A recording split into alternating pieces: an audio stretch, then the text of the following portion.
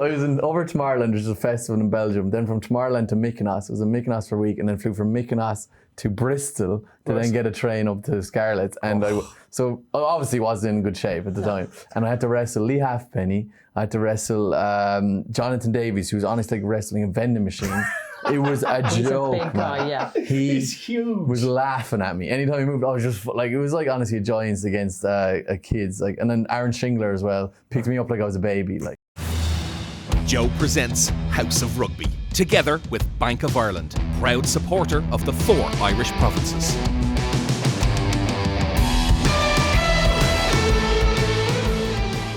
Hello and welcome back to House of Rugby, together with Bank of Ireland. It's been a while. I'm joined by my two good mates, Lindsay Peat and Jason Hennessy. Very welcome back. Lindsay, how have you been? I'm great. I feel like the band is back together, so I'm uber excited. Yeah, same. Jason, how have you been, man? Yeah, good. Enjoying the rugby, enjoying the URC. Looking forward to start chatting about it again, I suppose. Yeah, the last time we were together was June, right? Was that for the Stormers' win of the URC final? Now we're back together again. Obviously, the URC's been on for a couple of weeks, but it's kind of just been teething. And now we're getting stuck into it. The Emerging Ireland Tour has happened. But even before we get into all that current rugby, loads of stuff has happened since June. We had the All Blacks win. We beat them down in New Zealand, first time in history, beating them down there. We had Peter O'Mahony telling Sam Cane, you're just Richie McCaw, I won't curse on the podcast just yet. We had Wales beat the Springboks. We had Ireland Sevens get bronze at the World Cup. And we've loads of other stuff happening. So it's been really, really good. But Lindsay, what have you been up to yourself? Well, I just think we set a trend, didn't we? The three of us got tattoos over the summer. I got an astronaut tattoo. What else to do? Back playing a bit of club rugby. Nice. So we got a nice win the weekend against Cook. So we won 83-0. So we've been chipping away at that. 83-0. 83-0. Oh, now that's not to be God. offensive to Cook.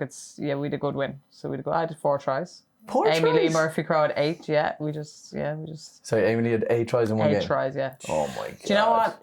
I find this funny, right? I play with her, but when she takes off, I make this Ferrari noise in my head. I just watch her. She just takes off. Yeah, she just takes off. Like it's like hot knife through butter. I'm like, all right. And one of them I tried to keep up with her. I was like, why? And I was thought maybe she might offload to me. She didn't, but I was nowhere near her. In my head, I was closer than I was. But you still managed to get 4 tries. Were you playing in the front row? Yeah, up for the props, and then I got to play at 6 for the second half. Delighted. That is so impressive. Yeah. Jason, you've been playing a bit as well. I believe you have an Achilles injury. Yeah, I went back playing for the Arts Called Old Boys, my club, 3 from 3 this year. Shout out to the Old Boys. Unfortunately, popped my Achilles in training a couple of weeks in. God. And but like I said, we're doing well in the league. We're still involved, still doing about carrying the water and trying not to pop the leg again. But yeah, and obviously got a couple of tattoos as well, same as Lindsay. So went to a few weddings. I had a few holidays and just watched lots and lots of rugby. That's class, man. A shout out to the Arts Called Old Boys. All right, that's 3 from 3. 3 from 3 this year, yeah. Good start to the season. I haven't been playing any rugby myself. I actually just got involved in a World Rugby Fit series on YouTube. I don't know if you saw it. It was on Instagram as well, where I got to train with 6 different professional clubs for their pre-season. So we'd Perpignan. Yeah, very good. Edinburgh. Scarlets. Newcastle Falcons. I actually sprinted against a South African sprinter down there for the World Cup Sevens. Yes. Just to kind of show how slow I am now. I was worn on my phone, by the way. How fast he is. Not how slow you are, how fast he is. In fairness, he's run 9.98. Oh, really? He was unbelievably fast. Yeah, we ran it just beside the Cape Town Rugby Stadium. So I was down there for the World Cup Sevens. Yeah. And I was just kind of getting a You rugby did a great fit. job, by the way. Thanks so much, yeah. Really enjoyed it. I loved it, but how good did the boys do, the Irish Sevens men's? Unbelievable. Third in the world. Beating Australia, beating South Africa. I thought they were a joy to watch. Now, obviously, shout out to the girls who came 7th. They beat England, but the lads to put Ireland on the Sevens map, and they were just unbelievable. Terry Kennedy. Top class. Just the boys were unbelievable. Yeah, but so exciting. To think of where that team came from, even the women's Sevens team, the same thing. Wasn't even a team 5 years ago. Nope. And then they just got a World Cup medal. It's incredible, isn't it? That's nuts. Like that's you never see that in sport, like. Never. In that space of time, it's absolutely outrageous. Like, yeah. And Harry McNulty as well, I thought he was exemplary. I thought some of his tries, and obviously he's been on the Seven Circuits for years and obviously keeping that programme going. So I think, and a shout out to all the boys, I'm just naming one too, like everyone was phenomenal. Like again, it was so exciting. And it's so hard, I don't think if people understand, it was all knockout stages. So you only had really one chance at all this now. Can you imagine the pressure you're under to perform just that one game? I was like, even the girls' first round against Brazil are a good team. They're on the World Series, but by God, like it was so nip and tuck. I was like, are they going to get over the line? And thankfully they did. I watched them against Fiji, who absolutely lined them up time after time. I was like, some hard hits gone in. So it was, shout out to both teams. It was fantastic. It's a different mindset. For people that don't know, in the World Series, it's pool stages, so you gain points, but the World Cup was straight knockout. So you had to have a mindset straight from the start. And the boys and the women didn't really follow up with their series. No, they got a tough, really, didn't they? They they had a tough outing against New Zealand. They played Brazil. Fiji was a tough outing. They did well then to come back against England in the 7/8 playoff. Obviously, shout out to Fiji for the men who won it outright and beat New Zealand in the final. And obviously, Irish men's only lost by, 3 points? Was it 17-14 in the round robin? In New Zealand, which was in the semi-final stage. So that was unreal. And then obviously, I think the two teams really for the women's side was Australia and New Zealand, who were always, even in their Olympics, the last Olympics, they were in the final, if I'm not mistaken. So they were just battling out again, and Australia came on top. So I thought all in all, it was a great World Cup. I followed it. Great stuff for Sevens rugby, and Harry and Terry getting in the dream team. And Terry being top try scorer in the world. Amy Leigh doing it again, scoring all her tries. So Sevens is in a good place, for sure. And another thing that happened in the last couple of weeks is the Emerging Ireland Tour. Jason, I'd love to know your thoughts on that. What you think of it? Yeah, it was good. I watched the games. Couple of standout players. I mean, for me, I think personally, from a Munster point of view, I thought Jack Crowley was outstanding throughout the series. And he came back the weekend, looked sharp as well. I think he's a guy for the future. I think some people are complaining whether or not I should have went ahead because you're losing players for the URC. Understandable, but we're coming into our World Cup year. We're coming into November internationals. We're coming into Six Nations. Like, we're saying it time and time again, we want depth in our Irish squad. And it was a great, those guys, some of those guys might not get Irish caps at a senior level, and they got to go out on a tour, an old-fashioned tour, wear the green jersey. Yeah. And I think it's beneficial for everyone involved, to be honest with you. There was kind of mixed opinions on it. It was kind of Marmite. People thought it was a silly time to do it and that it was kind of thrown together, and other people loved it for the reasons you're saying there, that it gives these guys a chance with some of the best coaches in the country, like underneath Easterby and Mike Catt and all these guys, get their time with these young fellas rather than Johnny Sexton being there and taking over the session. Like, nothing against Johnny Sexton, but it's a good time for Jack Crowley to just step up and things like that. So you are pro the Emerging Ireland Tour? Yeah, I think we should have more of them, and I think there should be an A structure there in general, on top of an emerging structure, because I know we're giving out just too many games, but if you can find windows there to get those young guys out and play some games, then why not? What do you make of it, Lindsay? I'd be probably pro as well, because I think the big gap for, say, if you look at the breakdown of the lads, so it's you cover IQ rugby, a lot of the Triple Crown winners under 20, so you had a lot of young guys who were very successful at international underage. But where do you bridge that gap? Especially now, we've just alluded to the fact that the URC now, and we'll go into it as the show goes on today, but it's so competitive now that provinces aren't probably really blooding these young players enough. They're probably in and out and there's no consistency.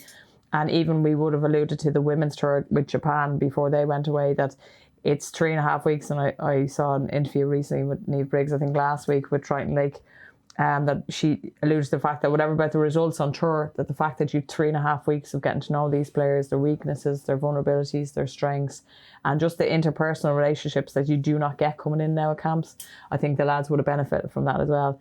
Jack Crowley's not under pressure as a 10 and a now half in decision making. If you've Johnny Sexton in your camp and he's, his standards are up here, sometimes you need that time and that pressure off for these players to develop. I thought Joe McCarthy, Tom Ahern, Jesus, they're big men who got, we saw them for Munster and Leinster then over the weekend coming off the bench. But these are guys who are the future of Irish rugby. They're big men now who are the new age locks. Very mobile, very technical, very skillful. So I think I'd be pro as well. I think just to have that bridge in that gap and giving that time together for these lads, I think the future of Irish rugby, if we can manage that well, is probably very bright. And, we'll go into New Zealand tour now and the success we've had. But I think to be able to blood that depth because they're really, we've no 10. We look at the Carberry, you know, he went to full back when Crowley came on. Where's his best position? Frawley was tested at 10. Do we have a replacement as of yet, you know, to the calibre of Johnny Sexton? No. And that, to me, is worrying. That's probably one of the only worrying positions we really have He's getting better as well for some reason. He was absolutely brilliant against the Sharks last week. He's getting better as the years go on. His gain line passes just like... So...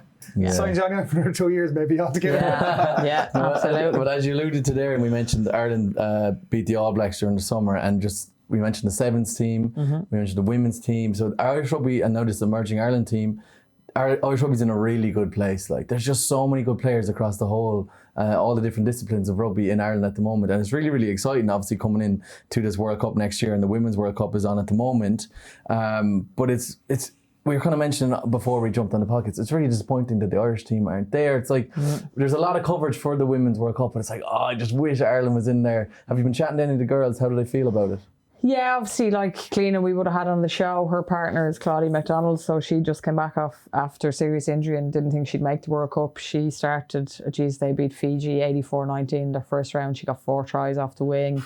So, for Cleena, obviously, it's bittersweet because she knows, you know, we'd like to be there. And obviously then her partner, she's there. So hopefully she might go out to, you know, the latter stages, support Claudia. She's moved to Exeter Chiefs at the minute, so she's obviously trying to balance club and then going out. So obviously our English base players are there immersed with their English counterparts and some of their international teammates who are gone. So it's a hard one. You want the evolution of the women's game, you want to support that. But like, even my son 2 weeks ago, we were watching the highlights and he said, why isn't Ireland there? And I was like, really? It's still a sore subject, son, a year later, do you know? So, yeah. So the excitement of it, and to see, there's probably not enough visibility for me, but I think it's just because the times New Zealand, and then obviously you have a lot of rugby happening here in Europe. And so I think it's been good. I think I watched a cracker the weekend, France and England. Like, France have won 27 consecutive games. They've beaten France 11 times now in a row. France went in 214 tackles to England 74. England had 67%. I think they went in for 13 entries and just got over the line 13-7. But by God, the game had everything. Injuries, line breaks, mistakes, and it'll be interesting to see. I think it's a formality now at the pool stage. I think we'll just see the big guns coming to the surface. But well, we could talk about it for ages, but we should probably start moving on to the URC. And we'll go to you, Jason, who is a Munster man. I'm a Munster man myself. But how do you think they're getting on, man, so far in the season? Before I let you kind of rant about it, there's a big talk of like the Emerging Ireland Tour affected Munster's start to the season. They lost so many good players. Do you agree in that excuse, or what do you think the story is at Munster? I don't think you can use that as an excuse. Do you know what? I'm not going to go on a rant about Munster, right? Look, it's been a poor start to the season. I mean, there's 3 losses from 5, just about getting past Ebra, but they were good against the Bulls the weekend. Bonus point win. Some big performances. I think, I'm not a fan of Johan van Graan on this podcast, and I never have been. I mean, I think Graham Rowntree is picking up a big job there. There's a lot of work to be done after the state he left Munster in. And you can just look at the fact that he's taken over Bat at the moment, and Bat are bottom of the Premiership, despite the fact that 2 teams have been thrown out of the Premiership. So they're actually still below Worcester and Wasps, who aren't even playing rugby at the moment. So that kind of shows you what kind of level of coach he is. So, look, I mean, there's a lot of young guys playing this year. You know, you're seeing the likes of Tomas coming in, you're seeing Crowley coming in, you're seeing guys like Shane Daly, even to see the likes of Campbell getting a proper run in the team this year. It's good. He's letting younger guys play. I thought, what's his name? Adogbe was absolutely the 19-year-old from Cork. His first start. He is a kid for the future. So he's given, even Shane Buckley got a run there to start the season. Keenan Knox is getting game time. I know he's getting buckled in the scrums at the moment, but he should have been given game time 2 or 3 years ago. Another big one was Rua Quinn coming in, 18 years of age. Do you know, this guy was playing Senior Cup 6 months ago, and he came out and his very first touch of the ball, he absolutely melted one of the Zebra players. Yeah. So he's bringing guys in at 18, 19, 20. Whereas you're seeing the guys like Knox and stuff who are like, oh, he's not good enough for Munster. That's because he should have been brought in at 18, 19, 20. Yeah. And it looks like Rowntree is setting that precedent, kind of going, if you're good enough, you'll play. Whereas Van Graham would have went off and got himself, 3 months an African player like our pal over at Leinster at the moment, who's playing absolutely brilliant at the moment, Jenkins, who's playing a star, which is the irony of it all, because he was useless at Munster. But I think, I wouldn't be too worried. I wouldn't expect much of Munster this year. I wouldn't expect them to be competing for the URC. I wouldn't expect them to be competing for the Champions Cup, and that's the honest to God truth. You know, hopefully I'm wrong, but I think, and I hate people using this word, it is a kind of it's a season where it's going to take us a couple of seasons to get back, and kind of, yeah, I wouldn't be too worried. Yeah, I agree. Like, we're sitting in 10th spot at the moment. Like, we can't even be chatting about Champions Cup, like, when we're sitting in 10th in the URC. And like, they played 5 games, they've won 2 out of 5. And if you want to kind of pick some positives, which I always try and do, is they've got 3 bonus points out of those matches, and their points difference is okay. They're +8, so they're not too far off in these games. But then again, it's Munster. They can't be losing these games. Like, do you know what I mean? Their only bonus point win, I think their first win of the season was against Zebra down in Cork, and they barely won that game. Like, and even themselves, they're like, we didn't perform. And if you're not performing against Zebra at home, it's like, what's going on? Yeah. And as you had said with the Emerging Ireland tour, we're missing loads of players, but like, they've still had some big internationals involved in that game. Like, we have Fekatoa in the centre, like, you have other lads knocking around there, so you can't use that as an excuse. And sure, Leinster have majority of their team down in Emerging Ireland tour as well, majority of young fellas. So it's a weird one, but I think Munster might be okay in the sense that, like, they're not losing as heavily as we're going to talk about Connacht in a while. Connacht are losing quite heavily. Their points difference shocking. But Munster are thereabouts, and I think, as you're alluding to there, Roundtree is cleaning up a mess that was left for him by Van Gran, and it's going to be a transitional season. It's just, we got to get a couple more wins, like, got to get those over the line. And we'll talk about this 31-17 win on the weekend, which is a really positive win, and was a great game. Gavin Coombs got 2 tries. How unbelievable is he, Lindsay? He's so unbelievable. Like, they were just plugging away. The funny thing is, right, for me, I think you need to look at the Arsene Wenger effect. If you can get your younger, you know, what he would have done with Arsenal, with his younger players, you know, at that golden era where he just waited and blooded them. I think you do need to be patient as Munster fans, and I think Peter O'Mahony kind of alluded to that as well. Like, there's a lot of kind of pressure come on. I think you guys unfortunately have that tag, and nearly like Man United, there's an expectation of you to always win games and be good. But I think, you know, look, you know, I'm one of your biggest critics when we come to this, because I do know the history of Munster rugby, even though I'm not a Munster woman, but I do know how much you love your rugby. And I think if you can be patient and look at these young guys coming in, like the Gavin Coombs. The only thing that stood out for me at the weekend is he's such a big man, and they were such good tries. Like, some of the latches that got him over the line for the 2 was such good team tries. What does worry me is, where is, like, the game has evolved into so quick, where other than Joey Carby's little kick inside, which Jeremy Lockman randomly got on the end of, where is that kind of spark or je ne sais quoi, or something different? Do you get what I mean? Like, so you need to take that season to, like, we know the rugby that Munster can play, that it's just dogged and it's physical, and we saw that with the tries from Coombs, which are exceptional. But where is the next bit where your skillful players are on show and can play? Do you know what I mean? Like the Shane Daly's, the Crowleys, even the Joey Carby's putting in the little chips or whatever they do. That's the other bit you have to take this season, is trying to, you know, balance what's in Munster's DNA with now the evolving game. I completely agree with you, and I can see it. If you take a step back and kind of look at it overall, it's really positive, the players that are coming up through Munster. Absolutely. And maybe it is just, it's our time to sit back and let this happen. Like, you can see Jack Crowley like naturally going into this 10 role now. Joey's finally slipping back to 15, where I wanted to see him since he came down to Munster, because he's just a natural skillful ball player. Let him play what he sees, like that kick inside off his left foot. Incredible. Like, Shane Daly's got his 50th cap. Shout out to Shane Daly on the weekend. Like, he's probably an old fella now at this stage with 50 caps. Calvin Nash, Thomas O'Hearn, and this new guy, a Dogbo. Like, so there's a massive group of young fellas coming through. And as you said, Jason, maybe it's going to be a couple of seasons to see that come through. Definitely. I think a shout out to one of the senior players. Well, I thought one of the moments of the match was in the build up to Burnstroy. Old Conor Murray, like, being a real student of the game there. Standing, he used the post to shield him. So if you look at it at the bottom of the ruck, and like the referee can't, they play the outside bull players can't see. So he uses the pads to shield him, and then flicks a pass out the back to Byrne, and Byrne then just goes over. I thought that was, like, you know, nice. That's him showing his experience right there. Very clever try, and, you know, to have someone like Conor Murray coming off the bench, he's still absolute top player. I thought Casey was class again. I think Casey, like, really, I do think Casey needs more minutes and needs to be playing a lot of these games more so than Murray, because we already know what Murray can do. I still think Murray probably will end up starting the big games. I think he's probably going to start Murray against Leinster next week. Could you try Murray as a 10? I don't know. I think not when you've got Crowley there, and if where you want to get this guy minutes, like, and not when you already got Carby there as well, and yeah, he's a good impact player. I mean, if that'll be a big game, I think, test this weekend against Leinster. Like, you know, what are Graham Roundtree's and Demis Leamy's tactics going to be? What's their team selection? Like, I'd love to see a Dogbo and Tom Ahern in a second row partnership, because that would put Byrne now in the back row, and he'll really target. Like, I would really look at targeting, like Connacht did, target Leinster's breakdown, because we rely on that fast ruck ball of 3 to 5 seconds, which was so successful for Ireland against New Zealand, that they weren't able to set up that defensive line.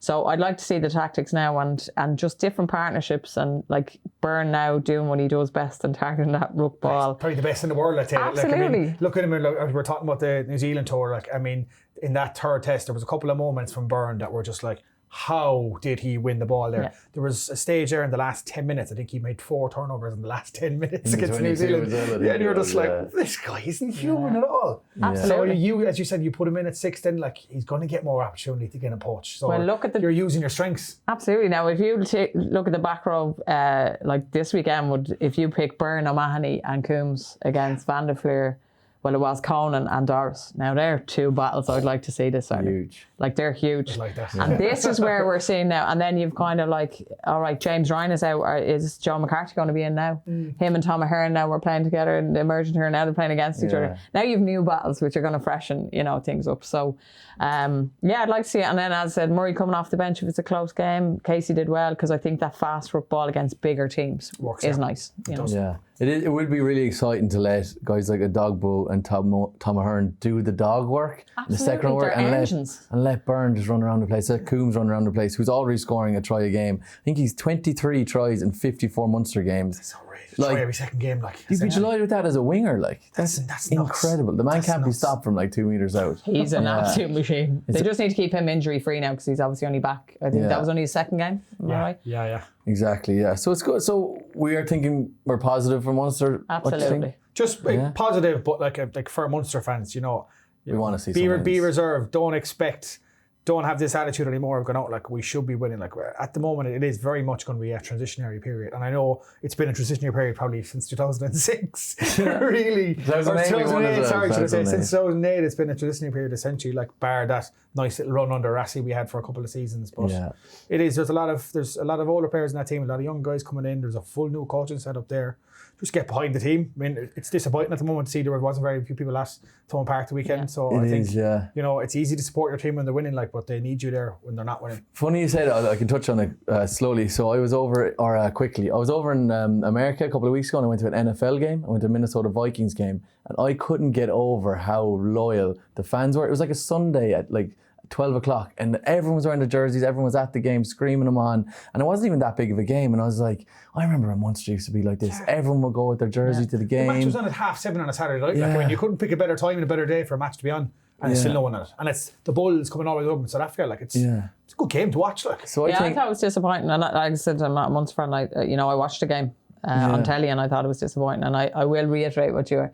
If you're a team player and you're a Munster supporter, get behind your team regardless. Exactly. Because I have friends who are Cleveland Brown fans. Now, Cleveland Browns are not a really good NFL team, but they are staunch. They will not deviate from that. That's the thing. No matter what's going on, kids or dogs, they all wear jerseys. Yeah. It's religion, and that's what it used to be in Munster. And I think people stop giving up about Munster online and get to the games and support them. Like, you can't be sitting at your home tweeting away, giving out if you're not supporting the boys. Like, do you know what I mean? It makes a difference. People are like, you look at the soccer over the weekend. People can't get over how amazing Anfield was, and that was what helped them beat City. Yeah. Do you know what I mean? Like, and they know right to win that game. Like, City absolutely dominating everyone. Like, people don't realise how much of a difference you can make as a fan in the stadium. No. Exactly. And it's always been a driving force for Irish teams at the national and provincial and club level. Yeah. When you have a crowd behind you, it gives you that extra 5, 10, 15% to go, I'm going to make sure I hit that next row, because if I don't, the crowd's going to be on my back. And Thomond Park's been a fortress. Like, I played down there, and even an empty stadium, it's still just a fortress, and you know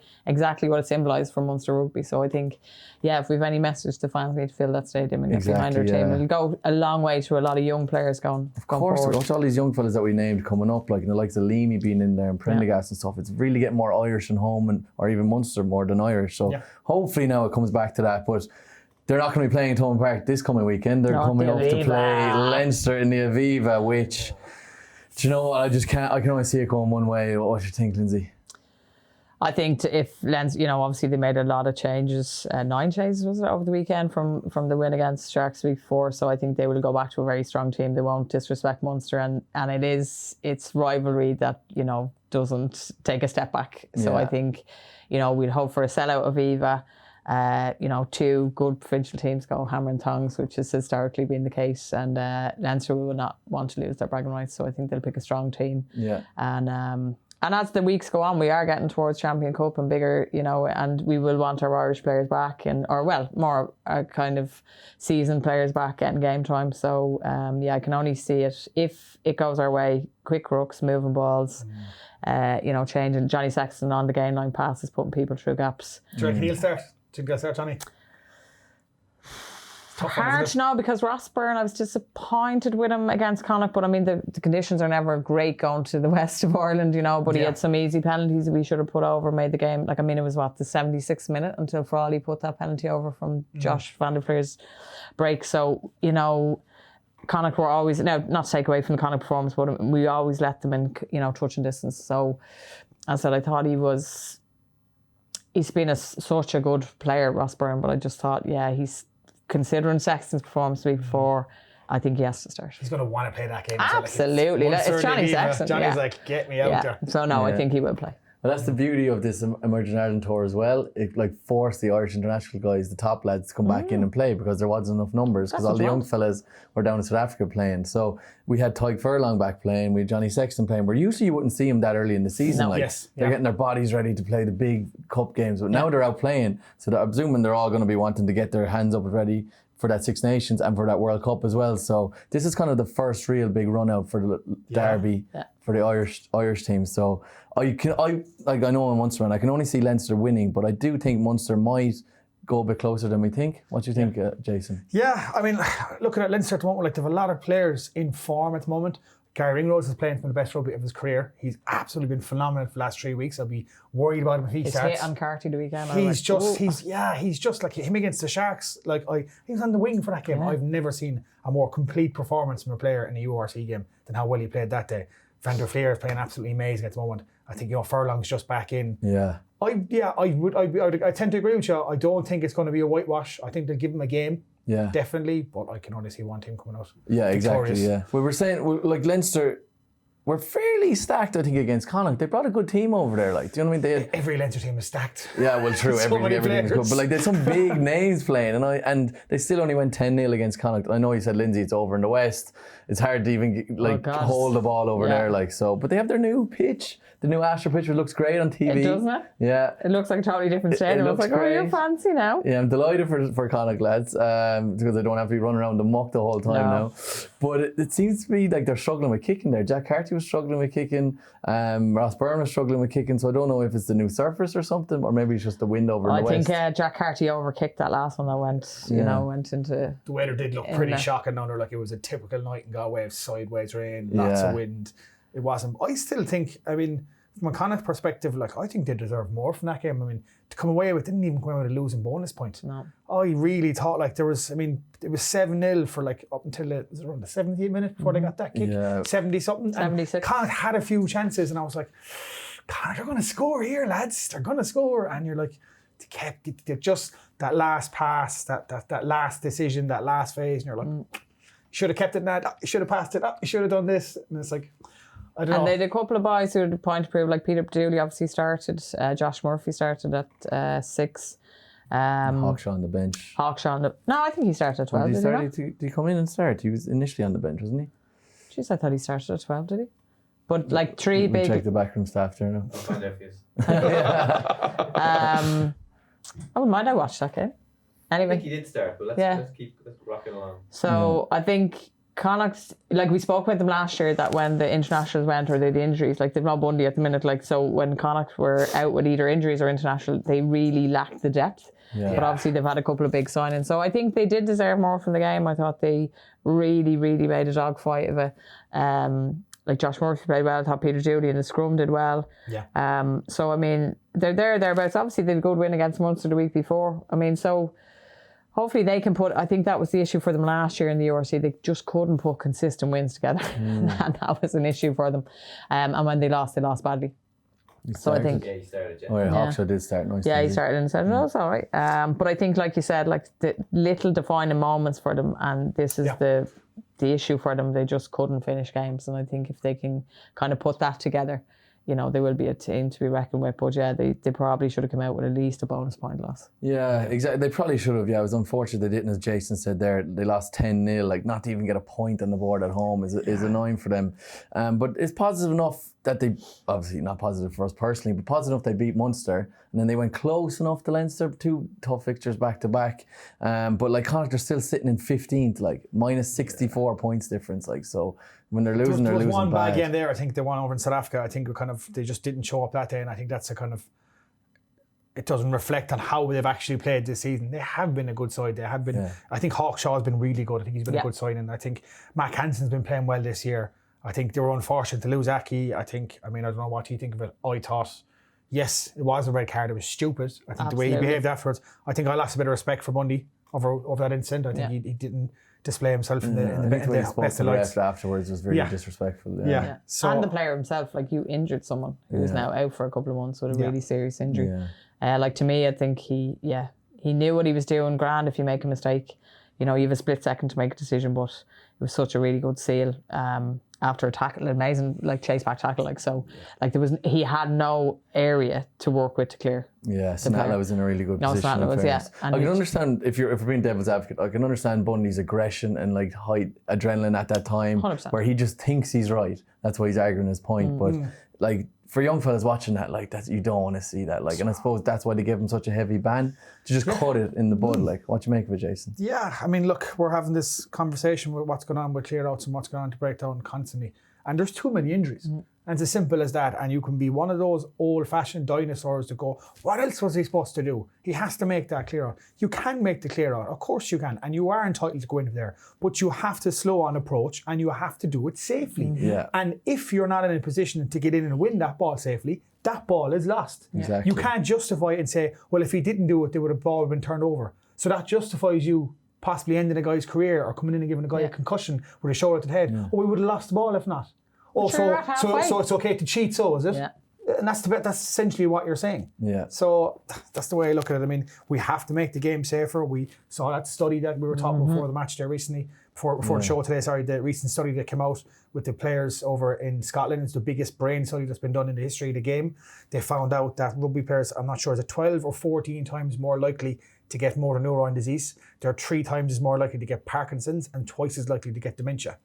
So we're looking at ways and areas to make the game safer, and getting rid of stuff like that is one key area that we can look at and go, just you cannot make contact with someone's head, and that, especially with your bloody shoulder. And that was the point for me now. He didn't kind of wrap, he didn't even try and crocodile roll, which I know is again dangerous in the league, but at least like Snatla's like bum was basically up in the air and his hips, like he could have even got a leg up in the air, do you know? But he just went in full force with his shoulder, do you know, on a guy's spine, basically a neck. And like, I've been in those positions and you're just like, so really? Dangerous. It's so dangerous. Yeah, and you just get such a fright yourself as a player, and you're reluctant to go in. And you know, Snatla was well entitled. As I said, I thought the tackling is bounced back up, and there was no ruck there, so he was entitled to go clamp on the ball. Like a lot of things now, and even we're doing a training because of probably the up and down quality of maybe referees we get at club level. You know, we're just actually now just barging and taking the space, because then it's a lot easier, it's a lot safer, and you're not risking, any penalties. So,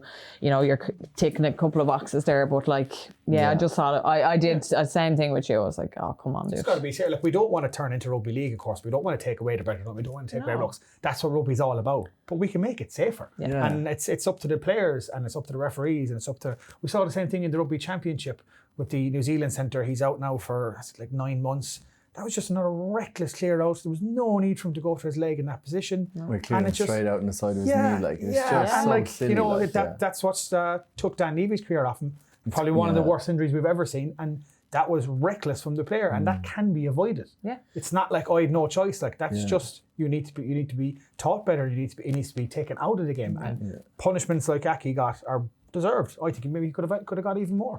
Yeah, it can't be in the game. It's so dangerous. As you said, it could end someone's career, and even worse than that, like, touch wood, you could end up like paralysing someone. Like it's really, it's bigger than rugby. You can't, I understand it's an aggressive sport. We've all played it, but it's also quite an intelligent sport. Yes. So Bundee could have gone, intelligent. so Bundee could have seen, I can't get my shoulder height as low as Snatla. Like Snatla's a different type of player than me. So I'm going to fan out and get ready for the next line of defence. Like that's what young fellas should be looking at there. Rather than Bundee going, I'm just going to pummelize this guy in his spine. Like it's not very smart. Like, No, because if we look at the intelligent part, they were at halfway. Like there was no risk of, say, Connacht losing if you're in your 22, you're in your own red zone. Do you know? So that's the other intelligent part. Where are you on the pitch? Like it's grand. You can win the ball back now.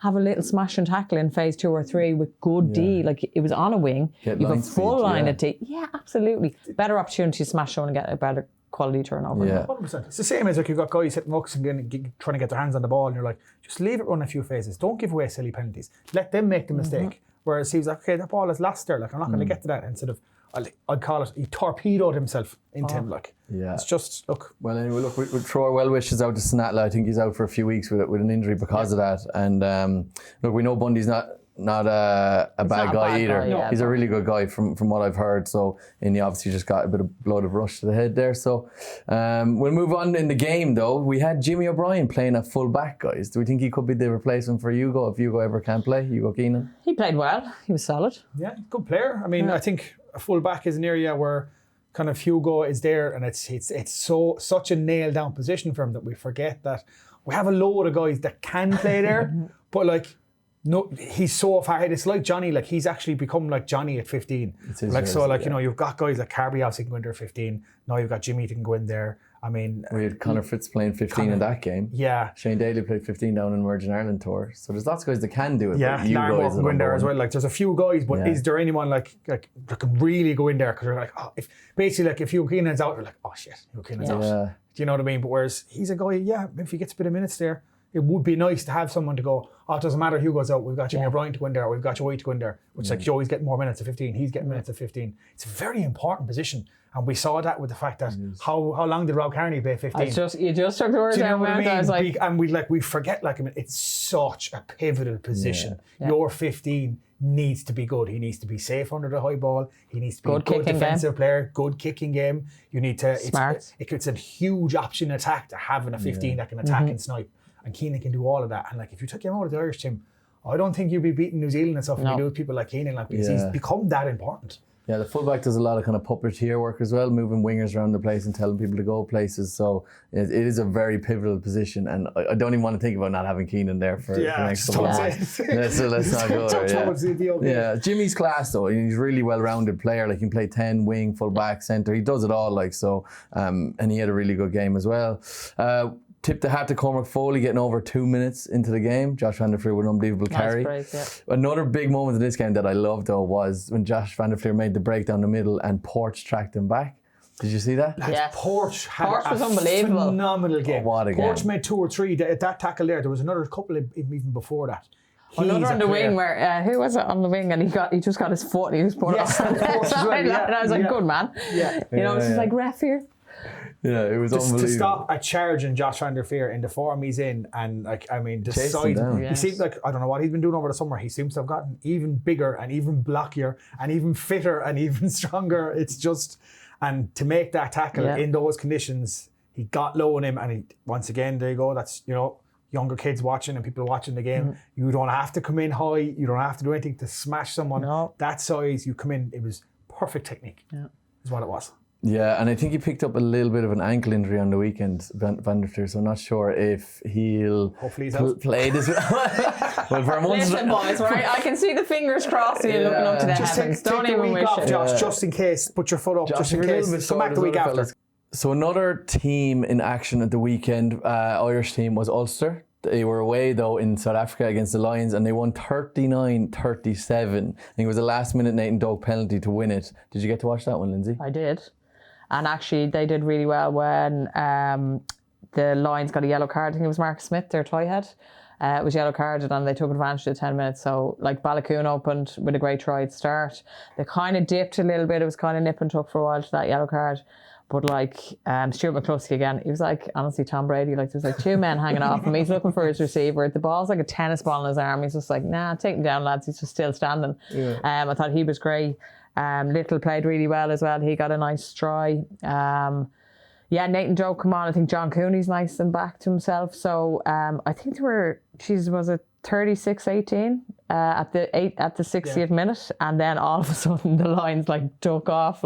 They've some actually great tries to get themselves back in the game. So I think again last season we seen very few Irish teams successful down in South Africa, which again testament to two South African teams in the final and one eventually obviously winning it outright. But so I think it was a really good win by Ulster to hang on, and Nathan Doak kept his nerve to put that penalty over. But it was a great game. It was a cracking game. It was a great game, yeah. There were some unbelievable tries, as you mentioned. Frank Horn had 2 class tries for the Lions. He ran the pitch at one stage. I couldn't believe Robert Balakoon didn't get back to get him. He must have been wrecked from scoring his try at the other end, and then going over in the corner and that massive offload off the ground, it was fantastic. And we've seen some nice pieces of just offloads, even in the Munster game with the Bulls. There was some nice just offloads, one-handed, some nice lines. So we've seen some nice pieces over the weekend from the South African teams again to remind us that they're here to make an impact again this season. I was like, okay, lads, you're never dead. They're never dead and buried. Definitely. No, I think, I've been very impressed with Ulster this season, to be honest with you. I think, they're really looking good. A lot of their guys coming into form. As you said, they mentioned the likes of Stuart McCluskey's playing phenomenal as per usual. Nothing's, in other news, water is wet, basically, essentially. John Cooney coming into great form at the moment. Having Vermeulen back in there, who's just still a monster. I don't know what age he is now, but he hasn't slowed. Yeah, he's not slowing down. But they played their luck a bit. They got a bit lucky, but sometimes you need a bit of luck when you're going. Yeah. It's not easy to win in South Africa. That they scored a try. Little got a try. It was 41 minutes, and then McCluskey's came at 45, 46, and that was off a messed up lineup by them. And then I don't know how he ended up going in, but all of a sudden then they had a big lead. Then they got the maul try, and then let him back into it. But Herring, Herring got the maul try. But you need a bit of luck. The Lions are playing well this year. I know the Lions weren't great last year, but they've started well to the season. Going to South Africa, as we saw last year, there's only 2 teams won in South Africa. It was Connacht and Edinburgh were the only 2 teams that won in South Africa last year. So I remember Ulster, they lost 2 of their games very, very closely. So that's that monkey off their back now, because we can win in South Africa. Yeah. So you don't want to leave that go too long. So I think, without a doubt, Ulster will be up there. I think they'll be up there challenging for the URC. I think they're going to go well in Europe. I think they just have I'm really impressed with their backline, the way they play. It's good to see Ian Madigan getting back in there, getting playing as well. He was good there last week as well. They're scoring nice tries. Even having Marshall back in, he's scoring. Oh, he played well in the centre. Yeah. He's scoring for fun at the moment. And there's a guy that's had so many problems with concussion and whatnot the last few years. Links up really well with McCluskey. They know each other well. They the Balakoon has just come back in as well. What a player to come back in. He scored a try after, what was it, a minute and a half? Yes. and coming back into the game. So I think Ulster in a very good place. And I think winning down there against the Lions. I know they have another match this weekend against the Sharks, so they're staying down in South Africa for a couple more weeks. But they're sitting second in the table now. I think they're 4 games from 5. I think is what they are. And they lost to Leinster. Just Leinster, they lost to Leinster, so they're in a good place. And I definitely think they're going to keep going on that, based off the fact that they're signing Rory Sutherland, as we said, and Stephen Kitchoff is a massive signing, which is just going to firm up their pack even more. So I think this year, I'm just going to say, I think Ulster are going to be in fighting with the championship rounds. I'd like to see them. I think they're 2 great signs in the front row, because I think probably obviously Martin Moore was there, and then obviously Jack McGrath obviously had those unfortunate injuries. So they've had some good props and some good front rows, but I think those 2 signings now, taking advantage of poor Worcester.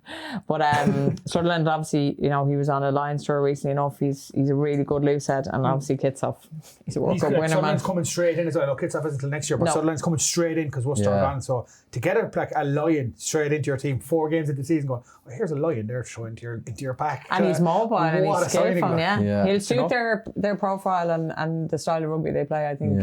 I'm excited to see him, actually. I'm excited to see what they can do. It shows Ulster's intention for this season and next season. They're going for this, and I think they're going to be a force to be reckoned with. So keep an eye on Ulster. We'll see how they go this weekend now against the likes of Khaleesi and Etzebeth and stuff. So that'll be a nice challenge for them.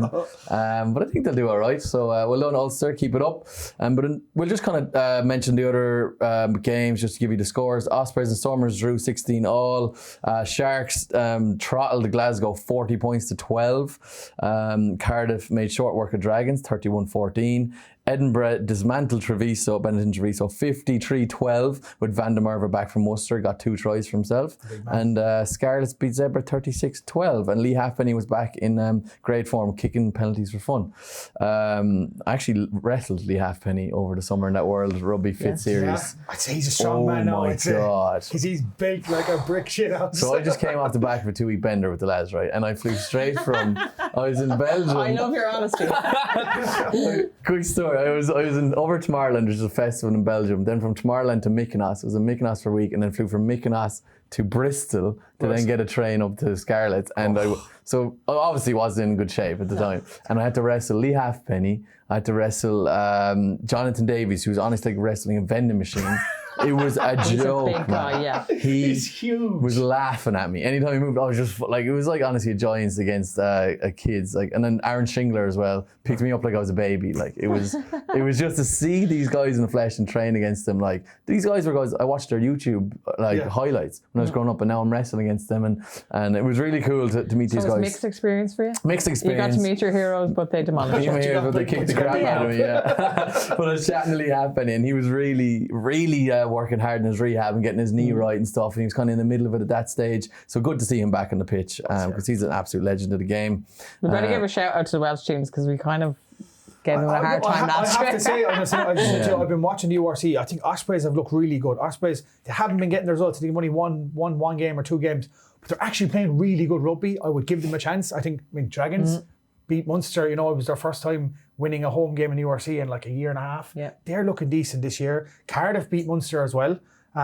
They are coming good, to be honest with you. They are having a good season. The results aren't quite going their way sometimes, but they're playing good rugby. And even for the Ospreys the weekend to get a draw against the Stormers, it's the reigning champions right there. Yeah. You know? I think it's good time for Welsh rugby, and we needed it. Like, because again, last year was kind of like, it's separated pretty quickly, you know, and, you know, to get a more even keel for all teams, I think the development and, you know, coming into a World Cup year, and, you know, Welsh rugby was in a bit of dire straits last year. There was a bit of drama, but obviously then they went away and won in South Africa. So, yeah, it's good to see them back. It is good to see the Welsh teams back playing well, and also the Italian teams are doing pretty well, getting decent results. They're in their bouts and getting a couple of wins. Leinster only scraped, I think, one of our first matches. You know, exactly. So as Jason's saying, the URC's at a really good standard, and it's great to see. Like, best league in the world, lads. Simple as that. Could be. Best league in the world. And we get to talk about it week in, week out. You could definitely say that. Well, talking about it, we're going to have our first Never Stop Competing moment, and there was a lot of kind of. Not nominations, but potential winners. I thought John Porteous Chase back was incredible. Definitely. I thought Frank Horn's try, his first one running the pitch and outrunning Balakoon was pretty good. I don't know if you have any ones you want to say before I say the winner. Not really? No, Porteous is the main one I like. Even the same one and the other one where he pulled the as you said, when you put your man foot in the touch, like, it was just clever, like, and it was just kind of like that, like, and he's pulling him across. You could have given the award to him just for multiple things, but the one we went with, I think, is definitely so the one we're going with this week is Jeremy Loughman doing it for the front row forwards. Go on the loose heads. Go on the loose heads. Joey Carberry down the wing, kicks inside. Prop doing his job, running after the ball. Well, I was like, what are you doing here, man? You're not meant to be here. And then I was like, this is, hopefully he won't just flop. He'll tackle, you know, the wingers that coming off, and then he just, The Bulls had a shocker, and Jeremy jumped on the ball, kicked it first, and then jumped on it. The FAI great Ireland. footballing skills. Little messy move there, little messy touch. Most players would have slowed down chasing it and never mind the prop, like, and he kept going, and like, I know it was a absolutely disgraceful error from the Bulls. He might not have made that mistake if he didn't have a big 20-stone Jeremy Loughman breathing down and rolling towards him. The right eye on Jeremy Loughman and the left eye on the ball. So I was like, whoop. And it's unbelievable skills out of a prop. Like the FAI Ireland might be signing him. So Jeremy, well done, lad. Unbelievable. You get our Never Stop Competing Bank of Ireland moment of the week. And before we kind of wrap up, guys, a big talking point in the rugby world at the moment is what's going on with the English clubs. Jason, do you have any insight into it all? Yeah, so obviously I've been covering that like regularly with Rugby Joe for the last while. You know, shout out to the Worcester players, the Worcester staff. You see what they did in the build-up. So they played the first 2 games. They were putting out like Microsoft Paint team sheets and stuff on Twitter. You know, kind of going, I don't care, we're going to keep playing. They're not getting paid. They had no internet at one stage, and they're playing a match the weekend. And they just kept doing everything like behind the scenes without getting their wages. Like, we don't care. Like you see at an amateur level, like when you see volunteers going out, and they were like, well, this is our club, and they tried their best, like, and unfortunately we kind of we saw it coming, like, and I remember talking to the lads and seeing inside work, seeing what happened with Worcester and seeing the emails come out, like, and they're very, like, you know, political, the way the emails come out kind of going, and step by step. And just as the Worcester kind of fiasco ended, the Wasps one kind of started, and you're like, geez, these emails literally look like they're copy and pasted just with Wasps. I was like, Wasps are going to be next. Yeah. They're like, no, Wasps won't, like, they're too big. Everyone kept saying it, and you're like, no, lads, you can follow it here, like, it's going to happen there. And look, I mean, Worcester, I don't see any hope for them. I think they've been relegated now. All their players have been taken off their contracts. Wasps are still, there's a chance there that they can be saved. I think for the good of the game, both of them should have been saved, but even like for Wasps, the history that club has, the players they've produced, the competitions they've won, it shouldn't have happened to Worcester. I'm not saying Wasps are bigger than Worcester. I don't think either of them should have went, but I don't think rugby can see two big teams, two professional teams in England Premiership go in one season. It's just not good for the game. It's not a good look. But especially where Worcester are based. Do you know, if you look at like where obviously rugby is centred around, like, you know, Wasps moved from London to Coventry to try and spread, you know, the game of rugby. So where Worcester is, and, you know, that, you know, they're kind of around Midlands, aren't they? So you need, you know, if we want to spread the game, we want to build it. You know, whether we're talking about England or Ireland, you need to spread the game and make sure it's developed there. So, and obviously then their women's side connected to that. They're gone. Thankfully, Wasps women are separate. Do you know what I mean? So the Wasps women are gone. Yeah. So, you know, and Joe.ie played under her with the Barbarian. She's a gorgeous woman who's put in a lot of time. And we've actually had a couple of Siobhan and I think we've Ellen, both Irish internationals. So we've a couple of Irish players over there who've kind of uprooted and, you know, settled in Worcester and now have no club to play with, you know. So. Yeah, it is sad to see. Obviously, both teams, it's really sad that Worcester have gone down and been relegated, because they had some really good players and they were going really well for a couple of years. But it'd be absolutely awful to see Wasps get relegated as well, because they're such a historically like winning team in rugby. Like they've how many European Cups, and they've 2 European Cups, like, and they've won the league a good few times. And Delalio, you know, like big players, Lawrence Delalio. Delalio, like I said, he was in bits at the moment, like, and you know, they've produced some massive names. And yeah, I mean, it comes back to, I know, like, we complain over here sometimes from the provinces, like, that the IRFU are too strict on the provinces and why can't we sign this player and sign this player? But this is why, you know, and we're complaining over in England and we're seeing them, they're after getting this All Black, they're after getting this Springbok, but it's not sustainable and they're all privately owned. Look, there is an argument there saying maybe the RFU should have done more, but at the same time, they shouldn't be. It's not really their responsibility to bail them out when they put themselves, when it's businessmen. Yeah, clubs that are being run like business, they're making this problem. It's directors of the clubs that just seem to be fit for purpose, like, and they're just kind of letting this happen. Like, people are looking at those books week in, week out, and they knew it was coming.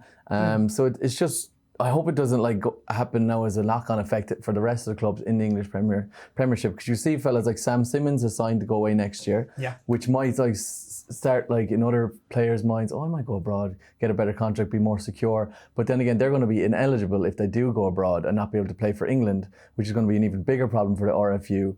So Bill Sweeney, the chief executive of the RFU, said everything is on the table. Like, they're talking about maybe putting the Premiership to 10 teams in the 24-25 season, which we questioned, would they get 8 Champions Cup spots of 10 teams. I'm sure they'll make sure they will, knowing the English. Yeah. They're also chatting about giving centralised contracts, so that will take some pressure off the club. So the biggest players in England would be centrally contracted, similar enough to what Ireland has. Yeah, because the UK, like the England fellas, got 2 wages from their club, and then they're getting like 23,000 for like a test match. Like, that's, some people aren't even on that for a contract for a year here. I'm like, holy. 23 grand for an international test match. Yeah, that's terrible. I do see the argument, but considering the RFU have so much money and probably know how to run it, like, surely when you're, if they centralise the contract, it would take a lot of pressure off. So at least businessmen have a lot less to kind of look at financially, and then obviously players aren't getting like doubly paid. So you can, I think, centralise, and they do that with the women, to centralise contracts. So it takes pressure off, because they're very strict again in the application for the women's premiership, as well as to what criteria the clubs have to meet. And that's hard with pressure in clubs if you've no financial backing. You know what I mean? So to play S&Cs and full-time coaches and the players and facilities. So it's hard, but I think, centralised contract might be the way to go to kind of keep everyone happy. Takes that bargaining chip on as well. Like, when you look at, like, you know, someone like Owen Farrell over there, like because he's on a private contract, like I think he's on something like 800-900 grand a year. But whereas over here, like you've got like, you know, I think Johnny Sexton was our top earner, and it wasn't even all getting paid there a few, and he was on like 7 something, and like some Murray and them were on like 6 whatever. But like they could have went off to France and got their million if they wanted to. But they're so looked after by the RFU before, during, and after their careers when it's centralised that there's an incentive there to not only stay but to not get too greedy and look for this, and it becomes a battle of the checkbooks, which isn't sustainable because rugby doesn't generate enough money. No. We keep saying like, oh, like It does internationally, but not club. no, but it's still just like, it's not like football. It's not like we can't be going off paying guys 100 grand a week, like, because there just isn't that money in rugby. Like we're giving out, we can't get enough money for the women's game and the sevens, like, and the men then are looking for trying to get paid like 8, 9, $1 million a year. Like that's not sustainable. Yeah. So, and that's what's happening, what we found out in England, like, because they brought in all these big top All Blacks and Springboks over the last few years, and even look at Worcester. I mean, you can feel sorry for them, like, but they went mad there during the summer, signing the likes of Duan van der Merwe, signing the likes of Rory Sunderland, Hogard, signing all these like Lions and internationals. Like, they didn't come cheap. Well, it's in fairness, it's kind of like I know we don't do much, but praise the RFU for like running a good business. Like I think they're only one of the only unions, if not the only one in the world, that's not in debt.